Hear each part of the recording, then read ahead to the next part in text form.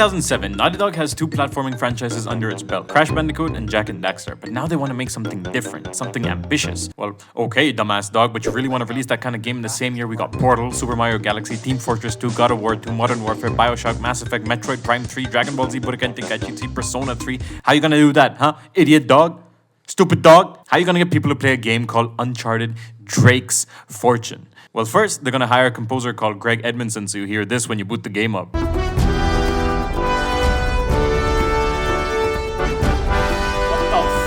Then they hit you with a quote from Sir Francis Drake. There must be a beginning of any great matter, but the continuing until the end until it be thoroughly finished yields the true glory. A guy named Francis wrote this? Francis Drake? Oh my god. And then they hit you with the most incredible looking graphics of the time. Motion capture for facial expressions, entertaining conversation between talented voice actors, and the reveal of the sickest name for a first chapter, Ambushed. Holy shit! Before finally relinquishing control to the player who then plays an action-packed sequence, gunning down pirates on speedboats. What the fuck, does that guy have a turret? Old man Victor Sullivan flies in from a plane and there's just explosion everywhere. Now let's recap that.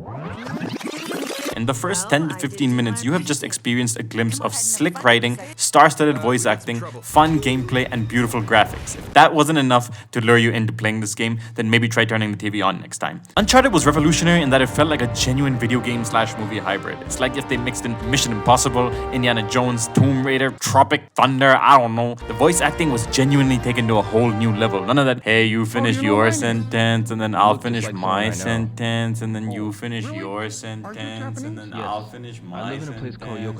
In Uncharted, people are talking like actual people, cutting each other off mid-sentence, using facial expressions to communicate, joking around, making fun of each other. Man only interested in the climax.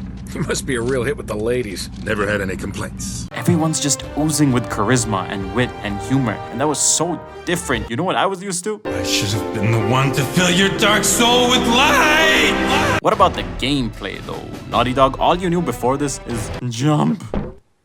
Just jump. Jump. Well, Nate doesn't do that. He shoots people behind cover, he melees them, he solves puzzles, and then he jumps. For a first attempt at a cover shooter, it's actually quite solid. All the weapons feel fun to use and cycle through. I never felt disadvantaged using one gun over another. In fact, I used the starting pistol for most of the game, that one-tap headshot. So clean with it. The shotgun, so crunchy. The sniper rifle, that's the good stuff. I'm also a big fan of how the action movie stuff isn't limited to just dialogue and cutscenes, but also those fun and flashy segments. Elena using an unlimited ammo grenade launcher while on the back of a jet ski. The Jeep part where it's just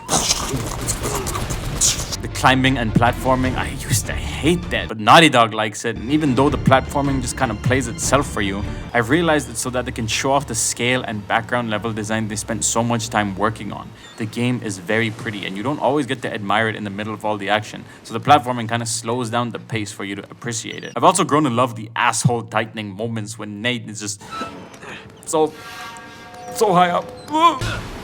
Asshole's tight! So tight!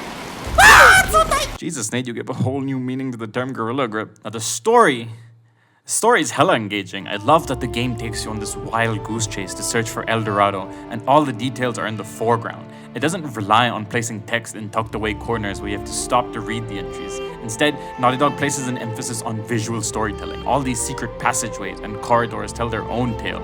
You find bones and corpses of people who were either looking for treasure or victims of an attack. There are all these hidden chambers and spacious areas tucked away within the monastery or the library. And what's funny is no matter how uncharted you think you are, there are always hordes of enemies who somehow knew exactly how to get there ahead of you. But Nate doesn't ask questions. He's like, fuck it.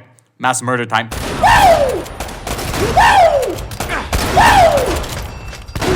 I also completely forgot about this as a kid until my current playthrough, but holy shit, this Resident Evil ass segment with all the zombie hordes. I vaguely remember fighting like 4 or 5 when I played this as a kid. So when I found out there was a fucking Days Gone sized horde, I was like,